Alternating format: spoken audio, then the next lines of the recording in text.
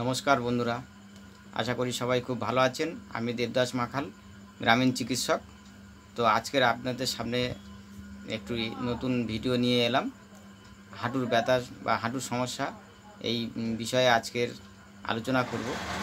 হাঁটুর ব্যথা কেন হয় এবং হলে কী ধরনের লক্ষণ আমরা দেখতে পাই, এবং এই হাঁটুর ব্যথা হলে কী ওষুধ খাবেন বা কী ওষুধগুলো খেলে সাময়িক উপশম হবে, বা কীভাবে চলাফেরা করলে ভালো থাকবেন, সেই বিষয়ে আজকে আলোচনা। তো বন্ধুরা, সম্পূর্ণ ভিডিওটা দেখবেন, এটাই আমার পক্ষ থেকে আপনাদের কাছে অনুরোধ। তো দর্শক, প্রথমেই আসি রোগের কারণ। রোগের কারণ হিসেবে বলতে গেলে অস্থিক্ষয় হয় ক্যালসিয়াম ঘাটতির জন্য।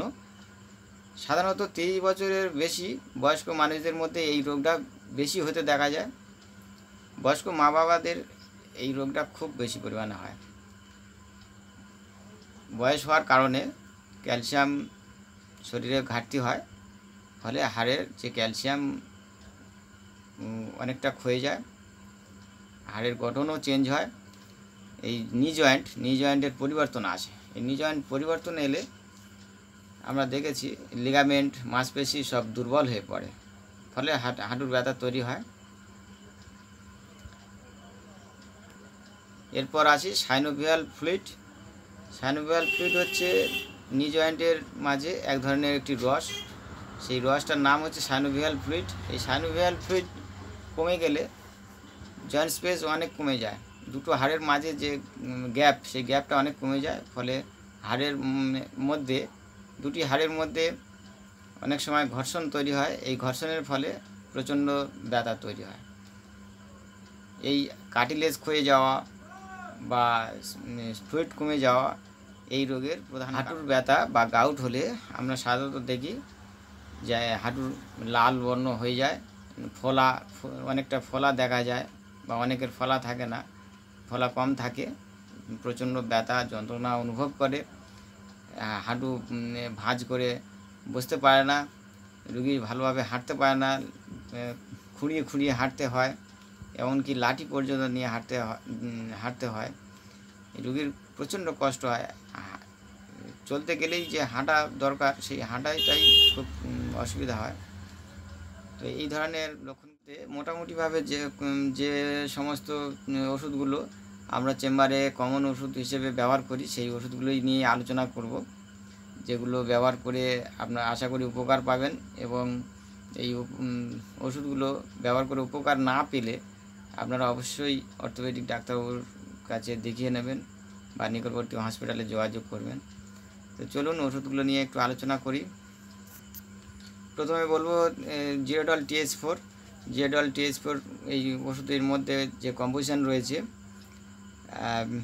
Aceclofenac 100 mg, paracetamol 325 mg, থিওকলসিকোসাইড 4 mg। এই অ্যাসিক্লোফেনাক, থিওকলসিকোসাইড ও প্যারাসিটামল কম্বিনেশন ড্রাগ হচ্ছে জিওডল TH4। জিওডল TH4 একটি পপুলার ব্র্যান্ড। এই ব্র্যান্ড ছাড়া অন্যান্য ব্র্যান্ড নিতে পারেন। এই কম্পোজিশনের যে কোনো ব্র্যান্ড ব্যবহার করতে পারেন, ভালো দেখে একটা ব্র্যান্ড নেবেন। এই খুব ভালো পেনকিলার, হাঁটুর ব্যথা, ফোলা ও হাঁটুর যন্ত্রণাতে খুব দারুণ কাজ করে। তো এরপরে আসি স্টেরয়েড। একটি স্টেরয়েড ব্যবহার করতে হবে ব্যথা, ফোলা এবং যন্ত্রণা দ্রুত কমানোর জন্যে। মিথাইলপেনিসোলিন 8। মিথাইলপেনিসোলিন হচ্ছে কম্পোজিশন নাম, যে কোনো ব্র্যান্ড নিতে পারেন, আপনারা আপনাদের পছন্দ মতো নিতে পারেন। তো এরপর আসি একটি ফুড সাপ্লিমেন্ট হিসেবে টেন্ডোকেয়ার ফোর্ট যথেষ্ট ভালো ওষুধ। টেন্ডোকেয়ার ফোর্টের দাম অনেকটা বেশি, তাই টেন্ডোকেয়ার ফোর্ট যদি কিনতে পারেন, 3 থেকে 4 মাসের মতো যদি ব্যবহার করতে পারেন, হাঁটুর জন্য খুবই ভালো। টেন্ডোকেয়ার ফোর্ট যে এর মধ্যে যে ওষুধগুলো রয়েছে, টেন্ডোকেয়ার ফোর্ট একটা ব্র্যান্ড। এর মধ্যে যে কম্পোজিশনটা রয়েছে, অ্যালার্জেন, কোলাজেন পেপটাইড ও সোডিয়াম হাইলুরোনেট, এই সমস্ত যে কম্পোজিশনগুলো রয়েছে, এগুলো কি করে সাধারণত মাংসপেশি, লিগামেন্ট এগুলো মজবুত করে। সাইনোভিয়াল ফ্লুইডটা তৈরি করতে সাহায্য করে, কার্টিলেজকে ডেভেলপ করে। এই যে ফুড সাপ্লিমেন্ট, এই ফুড সাপ্লিমেন্টটা 3 থেকে 4 মাস রোজ রাত্রে একবার করে ব্যবহার করতে হবে, তাতে অনেক উপকার আসবে। এগুলো যারা একটু খরচা করে ব্যবহার করতে পারবেন তাদের জন্য খুবই ভালো। গ্যাসের ওষুধ বলতে প্যানডি, সারাডি, ওমেস 20 ইত্যাদি আরও অনেক রকম রয়েছে। তো আপনাদের পছন্দ মতো যে কোনো একটি গ্যাসের ওষুধ ব্যবহার করবেন। তো ব্যথার ওষুধ 5 থেকে 7 দিন ব্যবহার করবেন, খুব বেশি হলে 15 দিন ব্যবহার করবেন। স্টেরয়েড ওই রকম 5 থেকে 15 দিন ব্যবহার করবেন, এর বেশি ব্যবহার না করাই ভালো।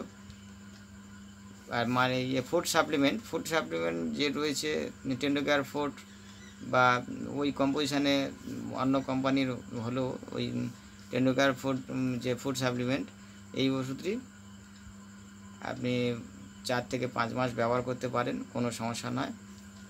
আর গ্যাসের ওষুধ প্রয়োজন মতো এইভাবে চিকিৎসাটা নেবেন, আশা করি অনেক উপকার হবে। যদি উপকার না হয় বা উন্নতি না হয় তাহলে আপনারা নিজেদের এলাকায় অর্থোপেডিক ডাক্তারবাবুকে দেখিয়ে নেবেন। তো আজকের গাউট বা হাঁটুর ব্যথা সম্পর্কে এইটুকু আলোচনা। বন্ধুরা সবাই খুব ভালো থাকবেন, সুস্থ থাকবেন। নমস্কার।